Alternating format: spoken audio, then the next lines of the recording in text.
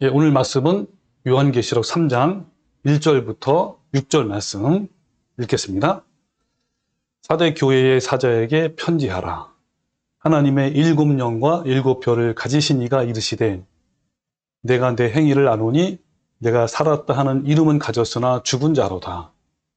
너는 일깨어 그 남은 바 죽게 된 것을 굳건하게 하라.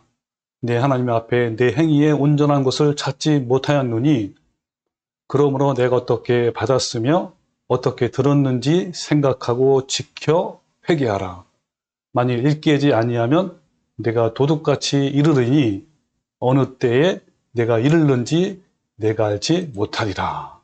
그러나 사대에 또 그 옷을 더럽히지 아니한 자 몇 명이 내게 있어 흰옷을 입고 나와 함께 다니리니 그들은 합당한 자인 연고라. 이기는 자는 이와 같이 흰옷을 입을 것이요 내가 그 이름을 생명책에서 결코 지우지 아니하고 그 이름을 내 아버지 앞과 그의 천사들 앞에서 시인하리라. 귀 있는 자는 성령이 교회들에게 하시는 말씀을 들을지어다. 아멘. 자, 오늘 이 내용도 사대교회에게 주신 말씀이죠. 자, 오늘 주제의 말씀을 제가 정했습니다. 예, 오늘날 교회에서 흰옷을 입은 자들은 누구인가? 네, 라는 주제인데 오늘 말씀을 통해서 정말 흰옷을 입은 자들은 누구인지 분명히 알고 우리 함께 그런 자들이 되기를 바라는 마음에서 시작을 하겠습니다. 자, 오늘은 7교회 중에 사대교회에 대한 첫 번째 시간이에요. 이 사대교회는 칭찬이 없고 책망만 있는 교회예요. 자, 그럼 여러분께 깜짝 퀴즈 하나 내겠습니다. 시작부터 퀴즈를 내네요. 자, 뭐냐면 7교회 중에 책망만 있는 교회가 2개 있고 칭찬만 있는 교회가 2개가 있어요. 자, 어디일까요? 우리 유튜브 들으신 분들도 잠깐 수업해 놓고 한번 생각을 한번 해보시기 바랍니다. 자, 어디 2개 한번 말씀해 보세요. 예. 바로 책망만 있는 교회 2개는 바로 사대교회랑 라우디게아 교회고, 그리고 칭찬만 있는 2개 교회는 서마나 교회고 빌라델비아 교회가. 이 사대교회에 대해서 주님은요 이렇게 말씀했어요. 내가 내 행위를 아노니 내가 살았다는 이름은 가졌으나 죽은 자로다 라면서 바로 책망의 말씀부터 시작을 해요. 또한 주님은 이 같은 행위를 회개하지 않으면 도둑같이 임하여 심판하시겠다라고 말씀하신 거예요. 아니, 이들의 행위가 어떠하길래 주님은 시작부터 강하게 책망을 하셨을까요? 자, 그런데 먼저 이 사대교회에 나타내신 예수님 그리스도의 모습을 먼저 알아야 돼요. 자, 어떻게 예수님께서 나타나셨죠? 이 교회에게 이렇게 나타냈죠. 1절 보면 사대교회의 사자에게 편지하라 하면서 하나님의 7영과 7별을 가지신 이가 이르시되 했단 말. 그러니까 주님은 사대교회에 하나님의 7영과 7별을 가지신 분으로 나타나셨어요. 자, 우리가 예전에 살펴본 것처럼 7별은 7교회에 보낸 천사들을 의미하는데, 그렇다면 7영은 무엇을 가리키는 걸까요? 이 성경에서 7영은요 바로 완전하신 성령님을 상징하는 경우가 많아요. 여기서 7이라는 숫자는 이 문자적인 7이 아니라 7은 완전을 나타내는, 상징하는 그런 숫자란 말이에요. 고전 2장 10절에 이런 말씀이 있어요.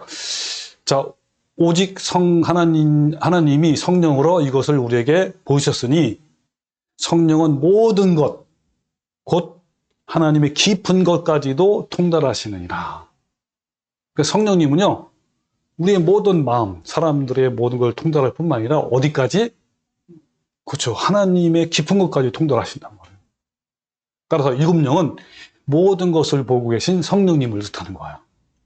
자, 화면을 보겠습니다. 자, 그러므로 이 계시록 3장 1절을 해석하면, 자, 1절이 이제 이거죠. 사대교회에 편지하라, 사대교회에 편지하라 하면서 하나님의 7영과 7별을 가지신 이가 이르시되. 자, 이거를 해석을 하면 어떻죠? 이렇죠. 사대교회 사자에게 편지하라.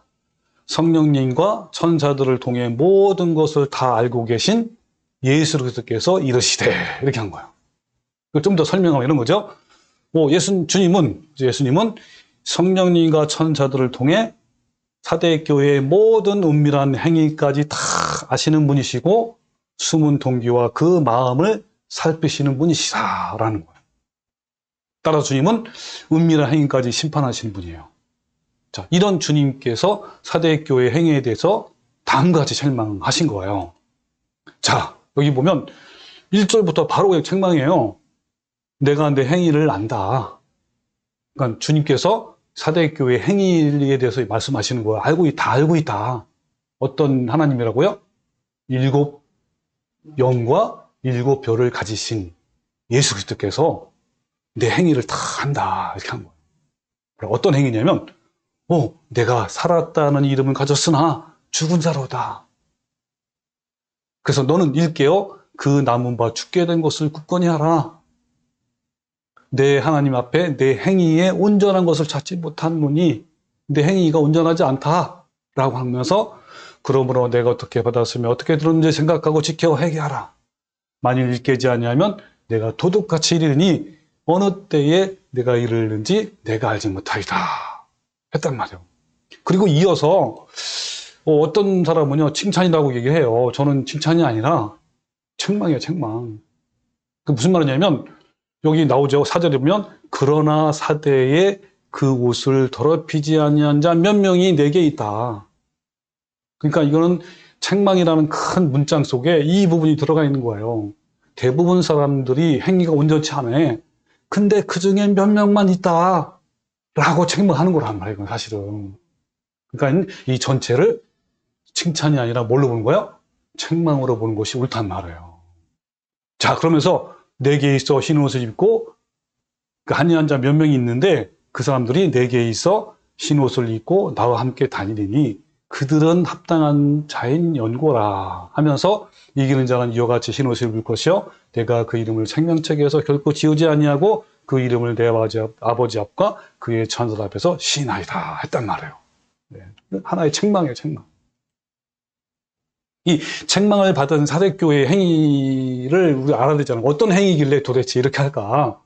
그러기 위해서는 먼저 그 당시 배경을 먼저 알아봐야 돼요. 이 사대 지역은요, 소아시아 반도의 서쪽에 있는 항구 도시예요. 이 서만아에서 약 동쪽으로 70km 떨어진 내륙에 위치한 그런 지역이란 말이에요.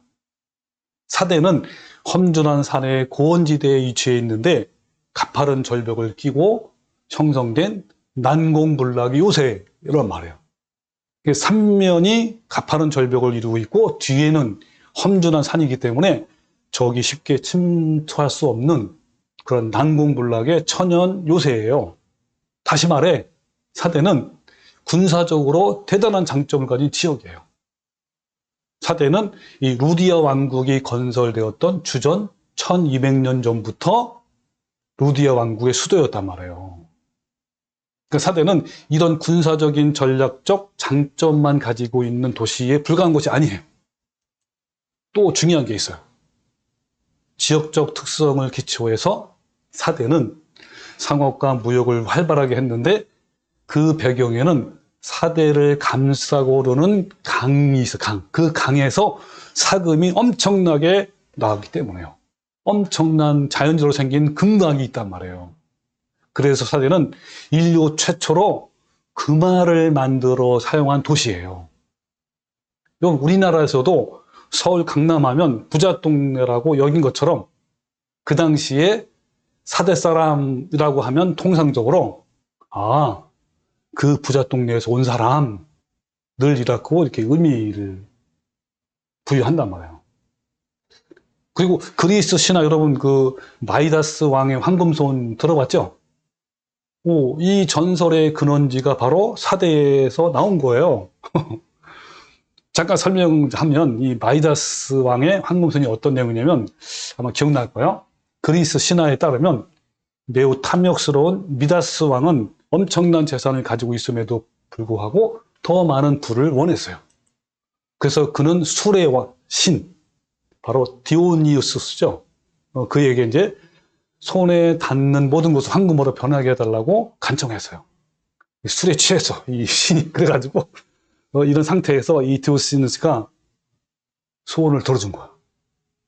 그리고 이 미다스는요, 뭐 정원수, 조각물, 가구 할 것 없이 닥치는 대로 황금으로 만들었어요. 그러나 예기치 않는 문제가 발생했어요. 만지기만 하면 황금이 되니까 도대체 음식을 먹을 수 없는 거예요. 이 상심한 그는 무심코 자기 딸을 낳아 기겁했어요. 사랑하는 딸이 금덩이가 된 거예요. 그래서 이 미다스는 이 디오니스 이 신에게 다시 원래대로 되돌려라고 아주 간청간청했어요. 근데 이 디오니스의 이 선심으로 어떻게 하냐면 미다스는 강물에 목욕함으로써 원래의 미다스로 이렇게 돌아갈 수 있었던 그런 신화야, 신화. 자, 근데 그래서 이것은 뭐냐면 이런 걸 뜻하는 거예요. 미다스는 탐욕과 과욕이라는 뜻을 갖고 있고요. 그 미다스의 손, 이 손은 돈 버는 재주, 이런 뜻을 갖고 있다고 합니다. 자, 이와 같이 이 사대교의 특성으로 이 주전 7세기로 사대 도시는요, 부유의 절정을 이뤘어요, 그 당시에. 그러니까 그 전이죠. 이 루디아 왕국에 이 알리아테스라는 유명한 왕이 있었는데, 그가 57년간 통치하는 기간에 루디아는 극도로 부강한 나라가 되었어요. 그의 아들 크로에수스 왕이 됐을 때는 이런 말이 생길 정도로 아주 부유했단 말이에요. 뭐냐면 크로에스처럼 부유한 이런 수식어가 유행할 정도였어요. 그런데 부귀와 영화는요, 반드시 사취와 방종 그리고 타락과 멸망으로 이어져요. 그거는 어느 도시든 마찬가지예요. 그 사대 지역 사람들은요, 다산과 풍요의 여신, 즉 아데미를 숭배했는데 그들은 신전에서의 부도덕한 제사 의식 등을 합법화했어요.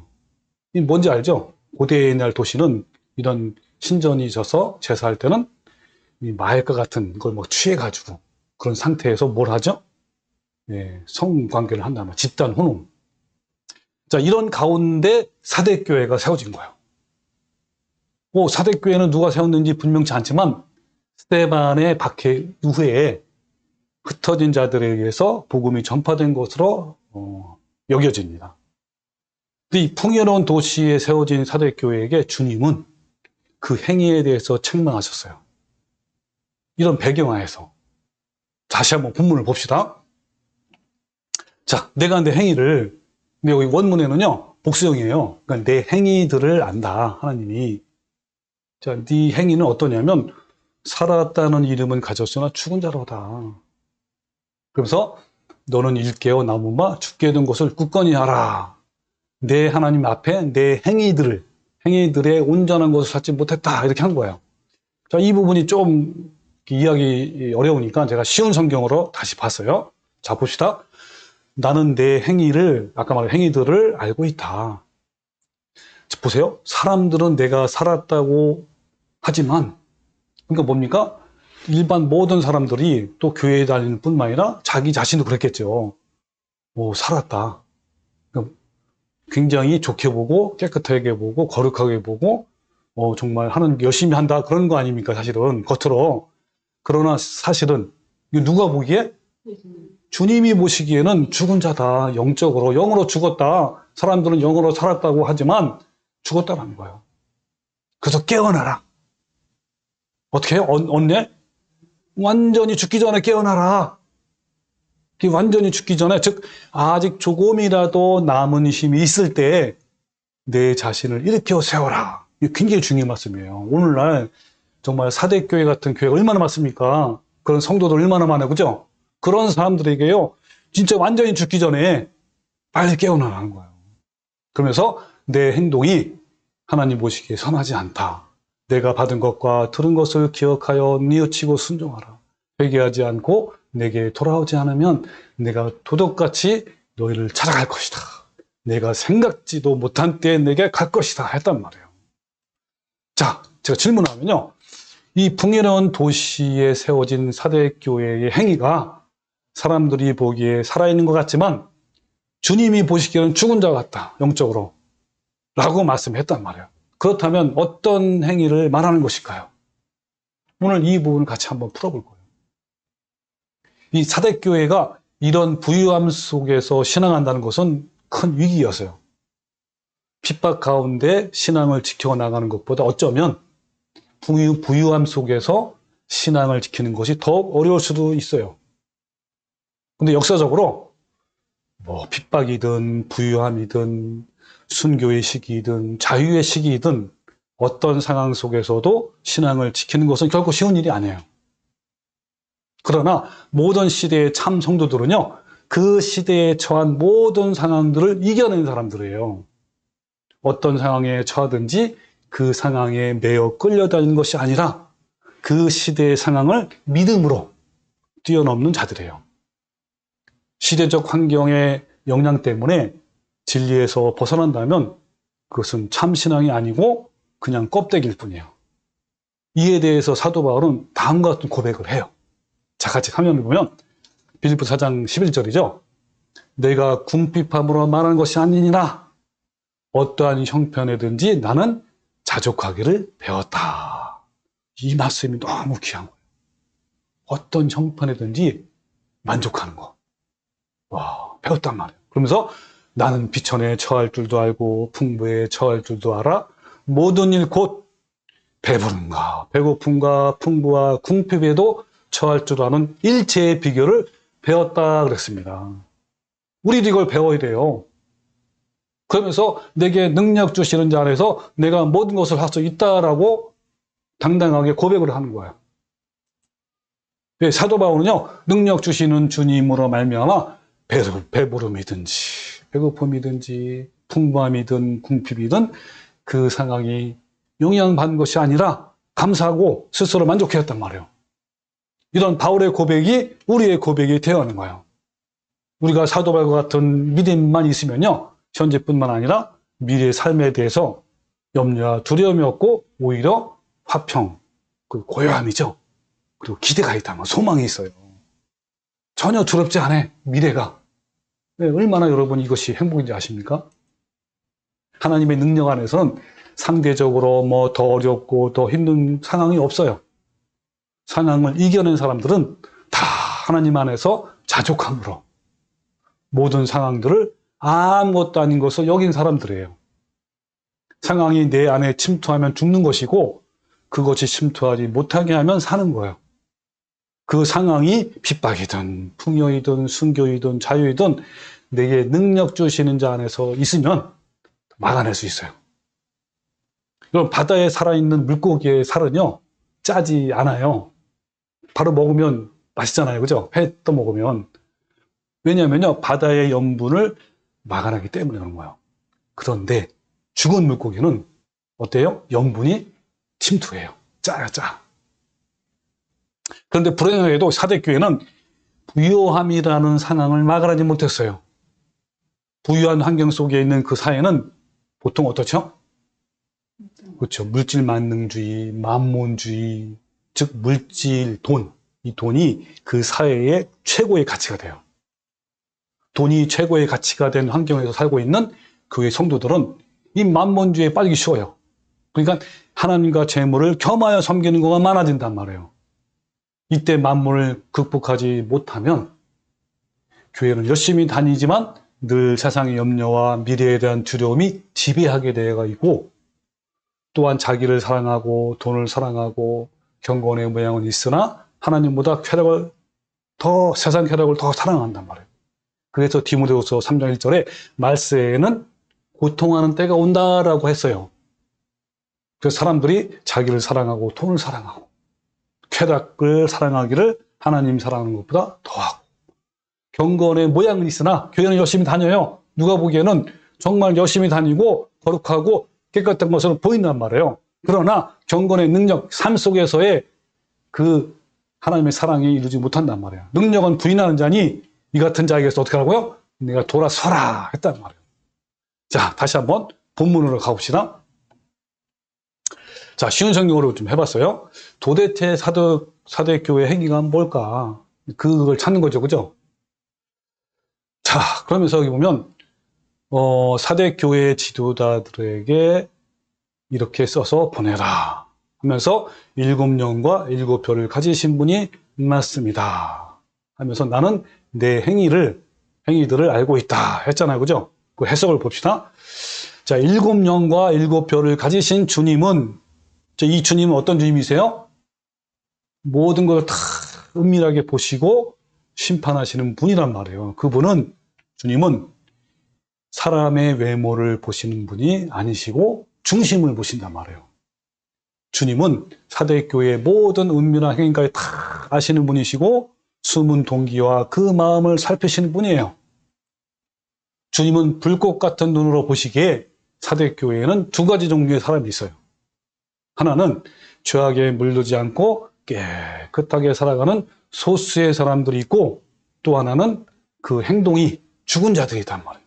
영적으로 죽은 자들이 있어요. 죽은 자들의 행위는요, 사람들이 보기에는 살아있다고 막 인정해줘.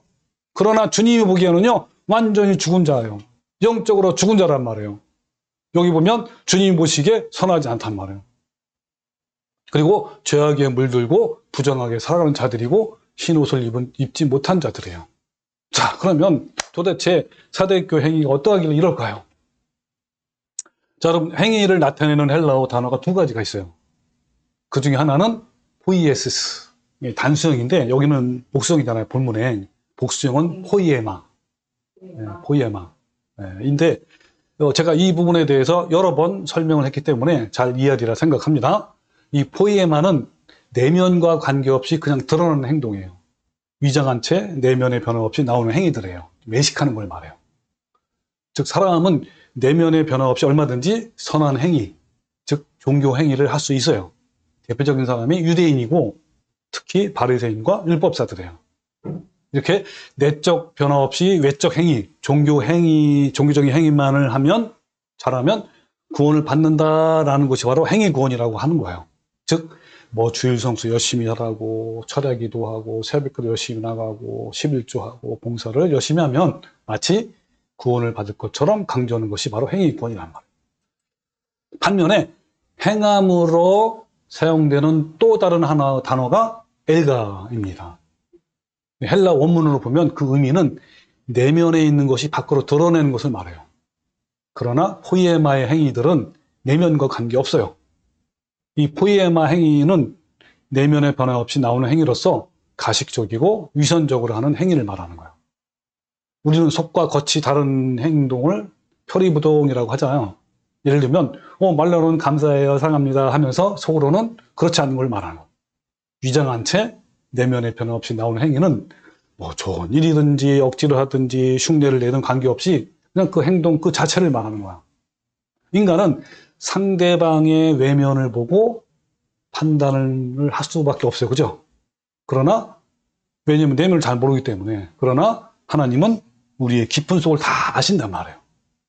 사무엘상 16장 10절 보면 내가 보는 것은 사람 같지 아니하니 사람은 외모를 보거니와 나 여호와는 중심을 보느니라 그랬단 말이에요. 그러니까 하나님은 중심을 보시고 소문 눈길을 다 아셔요. 우리가 타인을 구제할 때도 어떤 동기를 가지고 행하시는지 다 아신단 말이에요. 체면 때문인지 의무 때문인지 아니면 복을 받기 위한 건지 아니면 긍휼의 마음에서인지를 다 아신단 말이에요. 따라 주님은 은밀한 것까지 심판하실 수 있어요. 그렇기 때문에. 그래서 전도서 12장 14절에 하나님은 모든 행위와 모든 은밀한 일을 선악간에 심판하시리라라고 한 거예요. 그 어떤 것도 하나님 앞에서 숨길 수 없어요. 그분은 우리의 마음속에 은밀한 동기를 다 아시고 심판하시리.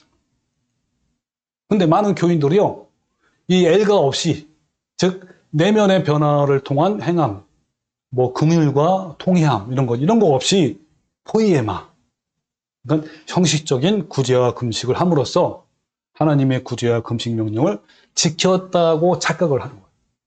이는 마치 설교자가, 저도 마찬가지로 포함해서 설교자가 그런 내용의 설교를 했다는 것으로 자신이 그 설교의 수준의 삶을 살고 있다고 착각하는 것 같은 거예요. 마찬가지로 청중도, 그 교인들도 마찬가지, 교인들도 이 수준 높은 설교를 들음으로 자신이 그런 수준의 삶에 이르렀다고 착각하는 것 같은 거예요. 또한 예배와 기도와 찬양의 종교 행을 함으로써 그 행위가 요구하는 사람이 되었다고 오해하는 것 같은 거예요. 내면적 변화가 있는 사람에게는 종교 행위는 더욱 신앙되게 하지만, 그죠? 믿음이 더 잘하지만, 성숙하지만, 그렇지 않는 사람은요, 종교적인 행위를 하면 할수록 더욱 내면적 변화는 점점 멀어져요. 점점 종교인이 되어간다는 거야, 쉽게 말하면. 물론 구제나 봉사, 헌신, 헌금 등 이 종교 행위도 중요해요. 그러나 내적 변화 없는 종교 행위는 모래 위에 지은 집 같은 거예요. 이것은 또한 잎사귀만 풍성하고 열매 없는 무화과나무 같은 거예요. 열매는 없고 잎사귀만 무성한 무화과나무를 예수님이 저주하셨는데, 이것은요, 내면의 변화가 없고 종교 행위만 열심히 하는 유대인들을 비유한 거란 말이에요. 특히 주님은요, 바리새인들과 율법사들의 외식에 대해서 아주 강하게 다음과 같이 경고하셨어요. 자, 화면에 보시면 마태복음 23장 25절, 화 있을진저 외식하는 서기관들과 바리새인들이여 하면서, 자, 왜 이들의 행위가 외식하는 거냐면 이런 거란 말이에요. 잔과 대접의 겉은 깨끗해. 그런데 그 안에는 탐욕과 방탕이 가득한 거예요. 사람이 보기에는 전혀 모른단 말이에요. 그러면서 눈먼 바리새인들이요, 너희는 먼저 어떻게 하라고요? 안을 깨끗이 하라. 그리하면 겉도 깨끗하리라 그랬단 말이에요. 또 20절에는 화이트신저 외식하는 서기관과 바리새인들 하면서 회칠한 무덤 같으니 겉으로는 아름답게 보이나, 그죠? 겉으로 보기에는 너무너무 성경도 매일 읽지요, 그 성경도 가르치지요, 구제도 많이 하지요, 안식도 철저히 지키고 헌금도 많이 하고 하잖아요. 얼마나 아름답게 보입니까? 거룩하게. 그러나 주님의 보시기는 어때요? 그 안에는 죽은 사람의 뼈와 모든 더러운 것이 가득하단 말이에요. 그러면서 이와 같이 너희도 겉으로는 옳게 보이되 안으로는 외식과 불법이 가득하단 말이에요. 자, 이것과 오늘 본문 말씀과 연결 한번 시켜보세요. 본문 말씀이 뭐였죠? 그렇죠. 내가 살았다 하는 이름은 가졌으나 죽은 자로다. 여러분, 얼마나 똑같습니까? 네? 사람들이 보기에는 정말 여기 있는 것처럼 옳게 보이고, 그리고 정말 아름답게 보이지만 주님이 보시기에는 안 그렇단 말이에요. 여기 있는 것처럼 예식과 불법이 가득하죠. 그 다음에 방탕과 탐욕이 가득하단 말이에요. 여러분, 비교하면 어떻습니까? 너무나 여러분 이해되죠, 그죠? 하나님은요, 어떤 동기에서 그것을 행하는지 그 행위를 다 보시는 거예요. 하나님이 원하시는 행위들은요, 변화된 심령에서 나오는 선한 행동들이에요. 그러나 모든 선한 행동들이 다 엘가의 행위, 즉 변화된 내면에서 오는 것이 아닌 거예요. 그렇지 않은 것은 단지 위선일 뿐이에요. 하나님은 이와 같은 외식하는 것, 또 위선적인 행위를 매우 싫어하세요. 우리 내면이 점점 예수님의 성품으로 닮아갈 때 예수님의 자비와 긍휼과 사랑의 마음으로 우리 주변에 있는 사람들을 얼마든지 도울 수 있단 말이에요. 섬길 수 있고. 그런데 반대로 우리 내면에 여전히 육신의 정욕과 탐심이 가득하다면 마음에서 나오는 것들은 악한 것들이기 때문에 위선적일 수밖에 없는 거예요. 이들이 구제와 선행을 할지라도 그것은 하나님의 긍휼이 아니라 자신의 의와 공로이고요, 외식과 위선이에요. 이 바리새인들의 특징은 종교적으로 대단하기 때문에 겉으로 보기에는 깨끗한 것 같지만 그 내면에는 탐욕과 정욕이 가득한 거예요. 그래서 마태복음 6장 1절에 주님께서 뭐라냐면 사람에게 보이려고 그들 앞에서 너의 의를 행하지 않도록 주의하라 했단 말이에요. 즉 이것은 포이에마의 행위를 하지 말라라는 뜻이에요. 아름다운 구제도 사람을 의식하는 순간 부패와 타락과 교만으로 변질될 수 있어요. 외식하는 자들의 특징은요, 늘 남한테 인정받고 칭찬받고 영광을 받고 싶어 해서 자꾸만 밖으로 나타내고 싶어 하는 거야. 이렇게 외식하는 행위의 뿌리에는 자기 자랑과 자기 영광이 도사리고 있어요. 하나님께 돌아가야 할 영광이 자기에게로 돌아가는 것은 매우 큰 죄가 되는 거예요. 자기의 영혼이 패망하게 하는 지름길이란 말이에요. 이런 자들을 향해서 예수님은 다음과 같이 말씀했어요. 뱀들아, 독사의 새끼들아, 너희가 어찌 지옥의 판결을 피하겠느냐라고 무서운 심판의 말씀을 하셨단 말이에요. 그래서 예수님은 마태복음 6장 3절에 너는 구제할 때, 이거 대표적인 거란 말이에요. 종교 행위의 대표적인 거, 뭐 구제하거나 뭐 금식하거나 또 뭐 헌금한다든지 뭐 새벽기도 한다든지 그런 거 할 때 이거는 뭐예요? 그런 걸 때에 오른손이 하는 것을 왼손이 모르게 하여 내 구제함을 은밀하게 하라. 그런데 사대교회는 바리새인들과 서기관들처럼 사람들 주위 있는 사람들이죠. 자기 자신도 마찬가지야. 자기 자신이 보기에 옳게 보이고 선행을 하는 것 같고 믿음이 좋은 것 같다라고 한 거예요. 그러나 하나님 보시기에 그들의 마음은 여전히 육신의 정욕과 탐심과 불법이 가득 차 있는 거예요. 영으로 살아있는 것이 아니라 죽어 있단 말이에요. 이들은 주님이 가장 혐오하시고 역겨워하시는 이 외식하는 자들이고 위선자들이에요. 사대교회는 부유함의 상향들이 깊숙이 침투해 있어요. 그래서 그들은 남아도는 재정으로 종교적 행동들을 했어요. 긍휼이 없는 선행과 선교, 형식적인 구제 활동, 즉 포이에마를 했단 말이에요. 사대교회의 교인들은 종교적 행위들을 열심히 했기 때문에 자신뿐 아니라 사람들로부터 칭찬과 인정을 받았어요. 즉 살았다이라는 명분을 가진 거란 말이에요. 그러나 그들은 자신들의 영이 죽은지를 몰랐어요. 그런 포이아마의 행위들 때문에 자신들은 살아있다고 생각한 거야, 착각한 거라요. 그러나 마음과 동기를 살피시는 주님이 보시기에 실상은 죽은 자예요. 이것은 오늘날 부유한 교회들에게 주시는 경고이기도 해요. 넘쳐나는 재정과 화려한 예배당, 뭐 공연장 같은 분위기, 오케스트라 같은 악단, 그리고 잘 훈련된 합창단, 안락한 의자, 고급스러운 양육 시스템, 잘 조직된 부서 등등. 우리는 성장된 교회 이미지를 이런 데서 막 찾아요. 뭐 전도, 선교, 열심, 신앙 등의 단어를 이런 데서 찾는단 말이에요. 그런 부유한 교회는 자신의 부의 일부를 가난한 교회나 선교를 위해 나누기도 하고 구제하기도 해요. 대외적으로는 수많은 교회와 기관을 돕기도 하지만 하나님은 그런 포이에마의 행위들을 원하시는 것이 아닌 거예요. 이들은 전도의 테크닉과 선교의 기술, 예배의 방법과 기교는 배우지만 정작 주님의 성품을 닮아가는 것에는 무관심하단 말이에요. 이것은 또한 부유하고 풍요한 환경에 살고 있는 오늘날 교인들에게, 우리에게도 주시는 경고이기도 하단 말이에요. 사람들은요, 이 부유한 환경에 살다 보면 자신도 모르게 만모신에 빠져들게 돼요. 그러니까 하나님과 재물을 겸하여 섬기게 된다는 거예요. 이들은 교회에서 종교 행위를 열심히 하기 때문에 다른 사람들이 보기에 또 자신이 보기에도 살아있는 것 같고 깨끗하고 옳게 보이는 것 같지만 주님이 보시기에는 영적으로 죽은 상태란 말이에요. 주님의 심판대 앞에서 내가 너희를 도무지 알지 못하니 불법을 행하는 자들 내가 떠나가라 라는 엄중한 선고를 받을 거란 말이에요. 오늘 본문에서도 사대교회에 대해서 다음과 같이 주님께서는 경고를 하셨어요. 자, 봅시다.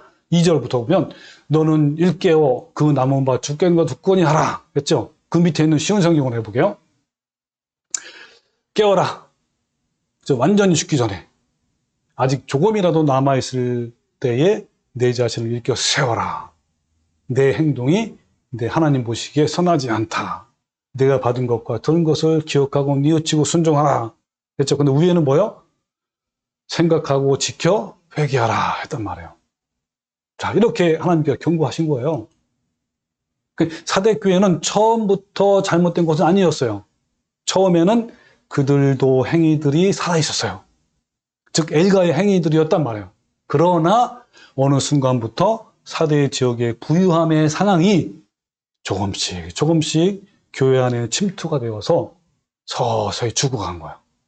그래서 이제는 거의 마지막 죽음 직전의 상황이 된 거예요. 오늘날처럼. 오늘날 우리 한국 교회처럼. 사람은요, 본능적으로 쉬운 쪽으로 틀어가게 돼 있어요. 포이아마의 행위들은 쉽지만 엘가의 행위들은 어려워요. 그러므로 사람은 그냥 가만히 있으면 포이아마의 행동으로 흘러가게 되어 있어요. 그래서 예수님은 그들에게 엘가의 행위들을 발견하지 못한 거예요. 이제 예수님은 다시 일으켜 세우라고 말씀하셔요. 쓰러진 식물들을 세우듯이, 여러분 우리가 그 옆에 있는 그 뭐죠? 네, 텃밭에서 쓰러져가는 식물들을 세우잖아요. 물 주고 하면서. 그런 것처럼 이제 막 죽으려고 하는 것들을 단단히 일으켜 세우라고 주님께서는 말씀하신 거예요. 자, 그 말씀 볼까요? 자, 어떻게 명령을 했냐면, 그러므로 내가 어떻게 받아왔고 들어왔는지 기억하고 지키고 회개하라. 세 가지 동사. 기억하라, 지키라, 회개하라 했단 말이에요. 그러니까 어떻게 받았고 들었는지 기억하라. 자, 시간이 지나면서 사도교회는 처음 들었던 이 엘가의 행위들, 이것이 복음이에요, 복음. 복음이 강조된 것을 잊어먹었단 말이에요. 그래서 처음 들었던 복음을 상기하라는 거야. 그 복음은 너희는 먼저 안을 깨끗이 하라 라는 엘가의 행위들이었단 말이에요. 내면의 변화, 주님을 성품을 닮아가는 거였단 말이에요. 그것을 다시 기억되면 다음으로 어떻게 하라고요? 그대로 지켜야 돼요. 그리고 회개해야 하는 거예요. 그러지 아니하면 뭐라 그랬죠? 3절에 회개하지 않고 내게 돌아오지 않으면 내가 도둑같이 너희를 찾아갈 것이다. 내가 생각지도 못한 때에 내가 갈 것이다. 이 말은 전도서 12장 14절에 하나님은 모든 행위와 모든 은밀한 일을 선악간에 심판하시겠다라는 것이고요. 또 이처럼 하나님은요, 우리의 외형적인 것을 보는 것이 아니라 우리 마음 곧 심령을 보고 계시는 거야. 그래서 히브리서 4장 14절에 지으신 것이 하나도 그 앞에 나타나지 않음이 없고 우리의 결산을 받으실 이에 눈앞에 만물이 벌거벗은 것까지 드러난다 했단 말이에요. 그러니까 그 어떠한 것도 하나님 앞에 숨길 수가 있어 없어요? 없어요. 그분은 우리 마음속에 은밀한 동기를 다 아시고 심판하신 분이란 말이에요. 사대교회뿐 아니라 우리도 어떻게 해요? 너희는 먼저 안을 깨끗이 하라 라는 복음을 결코 잊으면 안 되는 거예요. 그것은 지속적으로 지켜져야 하고 날마다 이루어져야 한다는 거란 말이에요. 자, 이 부분에 대해서 자세한 설명은 구원론 시리즈에 있단 말이에요. 이 성경 이해와 거짓 교리의 분별은 참 진리를 알면 저절로 해결이 돼요. 이에 대한 해답이 구원론 시리즈인데 유튜브에 올려져 있으니까 꼭 여러 번, 몇 번 보시고 또 보시기 바랍니다. 자, 만약 사대 교회 교인들이 기억하고 지키고 회개하지 않으면 그들의 영은 살았다고 하지만 죽은 상태가 될 것이고 주님의 재림 앞에서 아무것도 준비되지 않는 상태로 설 것이란 말. 이런 자들에게 주님은 도적같이 올 것이고 결국 주님의 심판만이 있을 것입니다. 사대교회는 부유함으로 무너진 교회예요. 부유함 때문에 그 속에 엘가의 신앙은 사라지고 바리새인들처럼 점점 포이에마의 행동들만 무성한 거예요. 그들은 그것이 신앙인 줄 알고 있었지만 그것이야말로 살았다는 이름을 가졌지만 죽은 신앙이에요. 오늘날 사대교회가 있다면 다시 원시 복음으로 돌아가야 하는 거예요. 주님은 오늘날 사대교회를 향해서 그러므로 내가 어떻게 받았고 어떻게 들었는지 기억하라. 그리고 지키고 회개하라 라고 촉구하시는 거예요. 한국의 초대교회는요, 지금처럼 그렇지 않았단 말이에요. 적어도 엘가의 행위들이 살아있었고 변화가 있었고 올바른 복음이 있었어요. 우리는 그 기억을 다시 찾아야 하는 거예요. 그리고 그것을 지키고 회개하고 다시 복음으로 돌아와야 하는 거란 말이에요. 자, 그런데요, 놀랍게도 사대교회에 소수의 참 성도들이 있었어요. 자, 그것이 4절에 있단 말이에요. 그러나 사대에 그 옷을 더럽히지 아니한 자 몇 명이 내게 있다 했단 말이에요. 이 놀라운 것은 정말 이런 사대교회 안에 그저 이런 상황에 환경에 물들지 않는 소수가 있었다는 거예요. 그 소수는 내면이 변화가 된 엘가의 행동들이 있는 사람들이에요. 그에게는 다음과 같은 하나님의 복을 약속했어요. 자, 어떤 복음이냐면 4절에 흰 옷을 입고 나와 함께 다니리니 그들은 합당한 자인 곧 연고라. 그러면서 이처럼 이기는 자, 그죠? 이기는 자는 이와 같이 흰 옷을 입을 것이요. 내가 그 이름을 생명책에서 결코 지우지 아니하고 그 이름을 내 아버지 앞과 그의 천사들 앞에서 시인하리라. 그랬다. 여기서 여러분 생명책에서 지울 수 있다는 거 없다는 거요? 지울 수도 있다는 거죠, 그죠? 사대교회에 있는 많은 대다수 사람들은 생명책에 지워진 거예요. 어떤 사람은 생명책에서 못 지운다는 말씀도 있어요. 자, 여기서요, 흰 옷은요, 세마포옷이란 말이에요. 그것은 성도들의 옳은 행실, 즉 엘가의 행위들을 말하는 거예요. 자, 그 내용이 요한계시록 19장 7절에 나와요.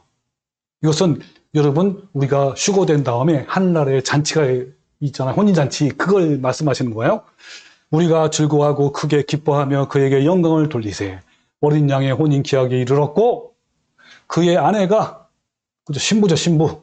교회가 바로 신부란 말이에요. 그의 아내가 자신을 준비하였으므로 그에게 빛나고 깨끗한 세마포옷을 입히도록 허락하셨으니 했단 말이에요. 바로 이 빛나고 깨끗한 세마포옷, 이게 흰옷이에요. 이 세마포옷은 성도들의 옳은 행실, 오늘 본문처럼 무슨 행동이에요? 엘가의 행위들이란 말이에요. 같은 거예요. 서로 연결된 거예요. 자, 세마포옷, 흰옷은 빛나고 깨끗한이라고 설명했는데, 빛난다는 것은요, 영광의 광채를 말하는 것이고, 깨끗하다라는 것은 정결하는 것을 말하는 거예요. 그러니까 빛나고 깨끗한 세마포옷, 흰옷은 성도들의 정결함으로 인하여 하나님의 영광의 광채가 빛나는 옷이에요. 이 세마포옷은 누가 준비하는 거라고요? 자신이 준비하는 옷이에요. 그래서 그 위에 보면 그의 아내가 자신을 준비했으므로 라는 말씀이 있는 거예요. 어떤 사람들은 다 누가 해준다 그러죠? 네, 칼빈주의자들. 칼빈주의자들은 다 해준대, 하나님이. 근데 여기는 누가 준비한다고? 자신이 준비한다. 그 옳은 행실, 즉 엘가의 행위들은 하루아침에 준비되는 옷이 아닌 거예요. 평생을 걸쳐 준비하는 옷이에요. 온전한 구원은요, 순간에 이루어지는 것이 아니란 말이에요. 예수님을 구주로 믿고 고백하는 것은 순간이지만 그것이 곧 구원의 완성이 아니라 뭐라고요? 시작일 뿐인 거예요. 세상과 세상에 있는 것을 사랑하지 않고 내적 자아를 죽이는 전투를 통해 삶 속에서 마침내 성령 열매를 맺어 그리스도의 성품에 이르는 것, 즉 엘가의 행위들이 바로 세마포옷을, 새옷을, 흰옷을 준비하는 것이란 말이에요. 그래서 세마포옷, 흰옷은 자신이 준비하는 것이며 한순간에 준비하는 것이 아니라 전생을 통해 준비하는 거예요. 바로 이 세마포옷, 흰옷은 성도들의 옳은 행실이고 엘가의 행위들이에요.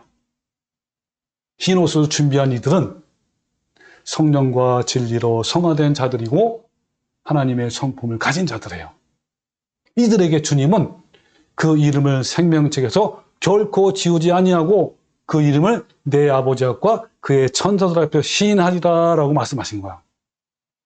신앙의 싸움에서 마침내 이겨나는 자들에게는, 즉 어떠한 상황에서든 엘가의 신앙으로 산 자들에게는 그 이름을 생명책에서 지우지 않고 아버지와 천사들 앞에서 인정할 거라.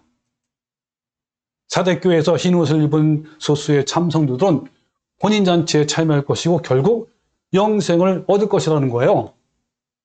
여러분, 우리 모두 엘가의 행위들을 통해서 빛나고 깨끗한 세마포옷의 흰옷을 입은 성도가 되시기를 주님의 이름으로 축원합니다. 아멘.